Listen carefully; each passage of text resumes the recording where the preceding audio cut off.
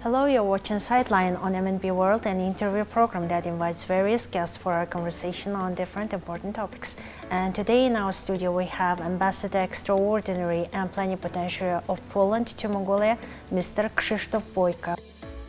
Our guest today is Ambassador Bojko, who has had an extensive career in diplomacy starting in 1998 at the Ministry of Foreign Affairs, where he worked in various departments including Africa, Asia and the Middle East. His notable diplomatic postings include serving as the first secretary of the Polish embassy in Tel Aviv and later as Poland's ambassador to Jordan.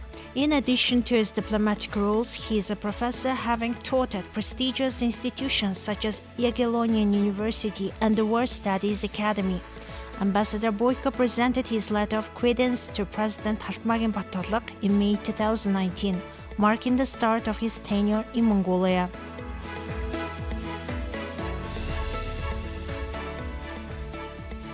Hello, how are you doing? Thank you for accepting our invitation.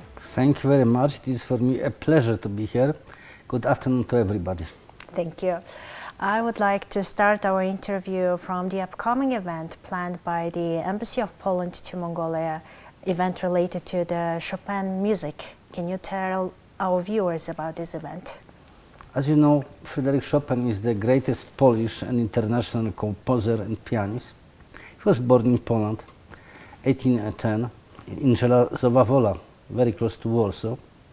When he was 19 years old, he left Poland to France because of the war between Poland and Russia, and he spent another 18 years in France, where he died.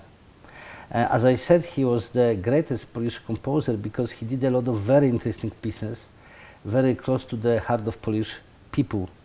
Because of this fact, since 1927, in Warsaw is organized international piano competition, very famous one, probably the most important in the world, and the laureates of these events, they did a very good career. But also here, since the year 2011, is organized Mongolian International Chopin Festival, and this event is organized by Music Conservatory in Ulaanbaatar with close cooperation with the Embassy of Poland. So first was 2014, second was 2011, second 2014, third 2021, and I had the privilege to be co-organizer of this event. And this year, between 10 to 16 of December, Polish Embassy and Music Conservatory in Ulaanbaatar is going to organize the fourth international competition of Chopin music in Ulaanbaatar. Can you share with our viewers what kind of role Chopin's music plays in promoting Polish culture to the international audience? As I mentioned, when he was about 19 years old, he should have emigrated from Poland. And unfortunately, he died out of Poland in France. Only his heart today is in Warsaw because his body is in Paris. And another 70 years, he died 1849, and Poland returned to the map of the world 1918.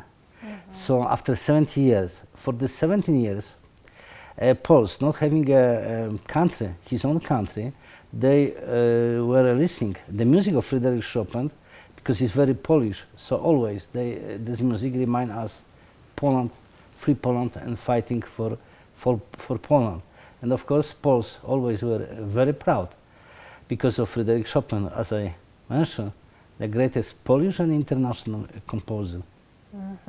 Continuing our interview, let's talk about the initiatives implemented by the Polish Embassy in Mongolia in tourism and education sector. What kind of programs currently are being implemented?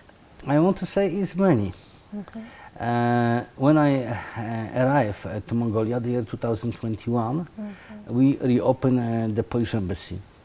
Since this time, Polish Embassy organized 5th International Polish-Mongolian conferences in many fields, historical, about political science, but even concerning the agriculture and health. We have a very good experience to cooperate with Mongolian partners. They are very professional. What is also important, every year in Ulaanbaatar, since the year 2013, is organizing Polish Film Festival.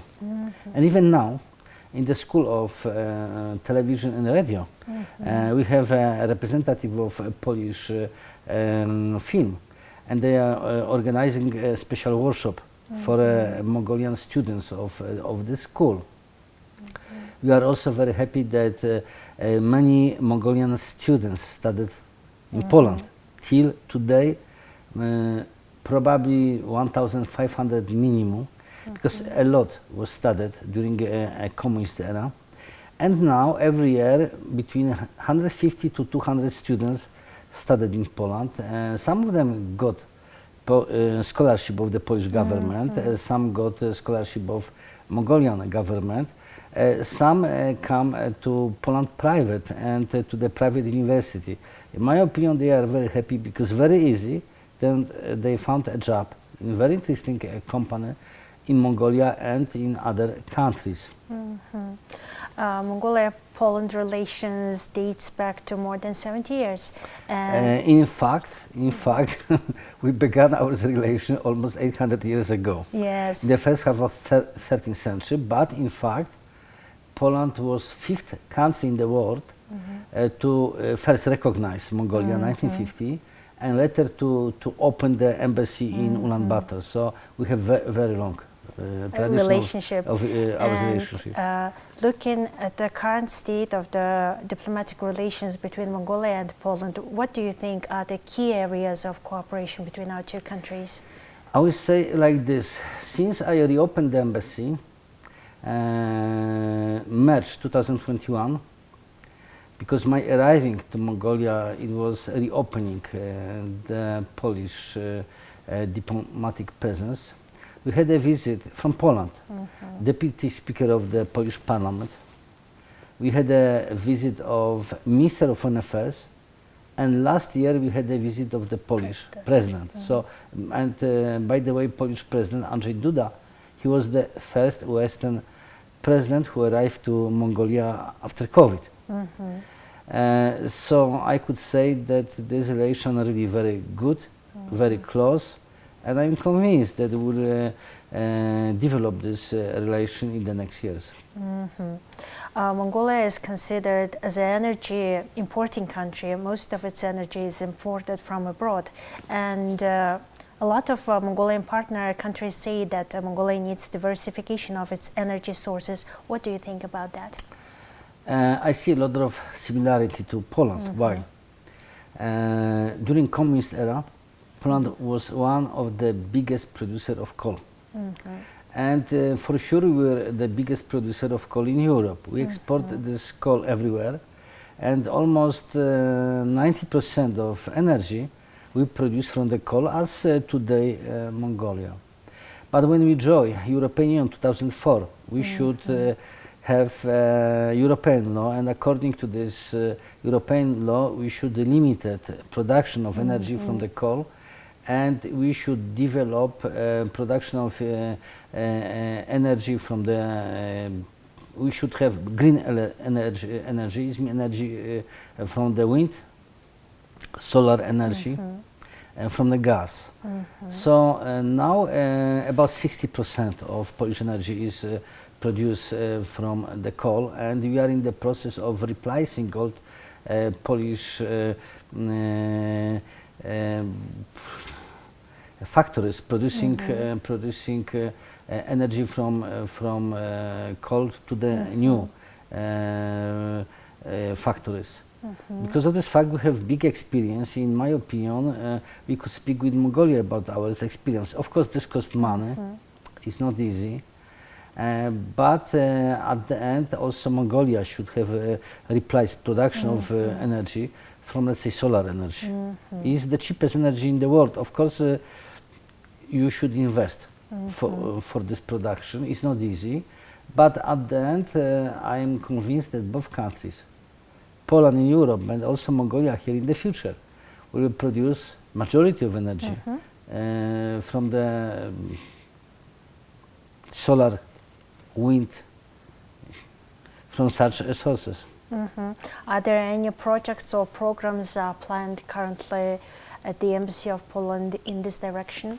We are trying to organize bilateral meetings between scientists from both countries.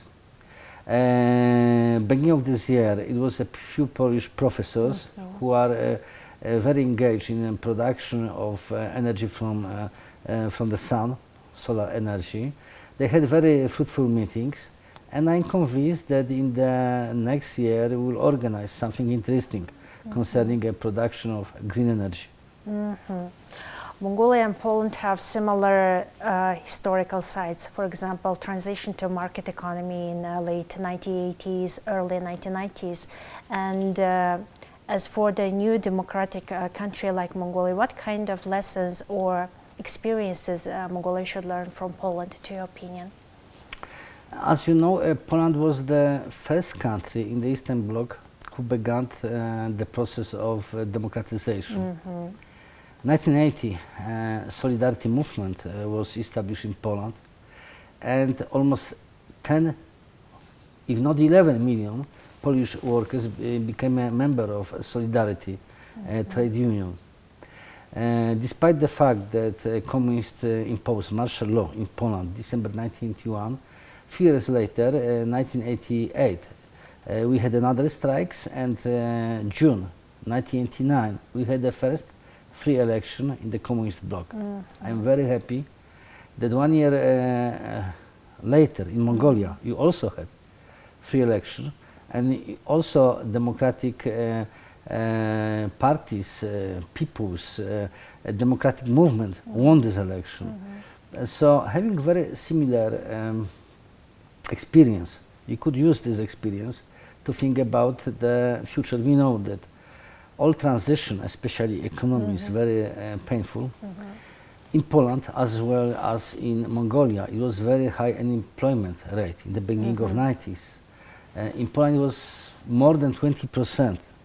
1991, 92, 93. Thanks God, in the second part of 90s, unemployment began to drop, and economic situation began to be very good in Poland. I want to say that since 1993, every year we see that our GDP is growing. Let's say this year it is about 3 or 3.2%. So it's much better as GDP in other European countries. Today, GDP of Poland is about 86 and 87% of GDP of other Western European countries. But when we entered European Union 20 years ago, it was only something as 42%. So you see, as economically Poland is growing. It's growing because of very painful reforms. Also because of the fact that Poles, especially young Poles, they are working very hard. They are big ambition to live in the better, to have a better situation, but similar situation as in Mongolia. Mongolian people work very hard. In Ulaanbaatar, you see, it's a very modern city. People are working very hard. There is a lot of young people, and I am convinced that after another 5-10 years, economic situation, for especially for youngsters, the future of the country, will look much better. Education is the most important in this process. You have just mentioned there were like very painful reforms, major reforms. Can you share with us what kind of reforms in what sectors were made? Look, in Poland, 1990, Polish Minister of Finance, his name was Mr. Leszek Balcerowicz. He decided that because of majority of Polish companies are in the hand of government, so we should make privatization. So they start privatization, and many companies collapse because of this fact.